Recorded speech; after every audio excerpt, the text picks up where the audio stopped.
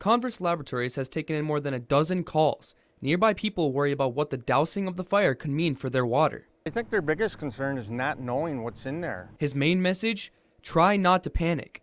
With neighbors that live within thousands of feet from the solar panel farm having well water, they worry the surface water could be going into their wells with harmful metals. If your wells are drilled properly, they're sealed into rock, so most of this surface water is going to run away. It's not going to run into your well. Converse says for dug wells or any with a breach, there is a possibility to have surface water getting into the well. It is costly to test water without knowing exactly what is in it, so he recommends doing a coliform test to start. With the water running across the grounds, it's going to pick up coliform, so that, if you get surface water in your well, that's a very first indicator that you're getting some surface water in there. Neighbor Susan Nichols says her first priority is the safety of her water, but she's also thinking of long-term consequences, including what will happen to her property value. Susan has been living on Rockledge Drive for more than 30 years, but she doesn't plan on living there forever. And we're hoping, to get, with market value, some return on it, and that's not going to happen. No one's going to want to buy this place. With the zoning board meeting planned for August 2nd in the town of Lyme, they will be discussing the building of another solar farm plan, which may lead to questions being raised due to these issues. Noah Love, 7 News.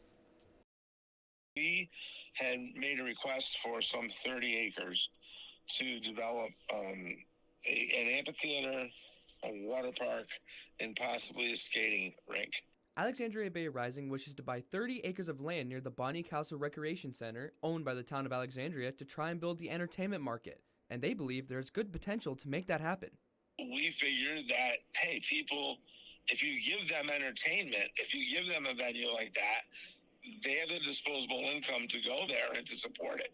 The total amount of land that the town of Alexandria owns near the Bonnie Castle Recreation Center is around 400 acres, and they say Alexandria Bay Rising is not the only group inquiring about the land. Well, we've had some interest in people buying it as a whole. I mean, our real goal here in the end is to end up with some money that we can build some fields, sports activity fields for the kids. Stucci says if a deal cannot be reached at this location, all is not lost, as they will be looking at other locations in Alexandria Bay, Clayton, and Ogdensburg. If they want to go back to selling us the 30 acres that we had offered to buy, we'd be happy to move forward with the project. Otherwise, probably have to find another venue. For now, the town of Alexandria is being patient and trying to figure out the best outcome for all parties involved. Noah Love, 7 News.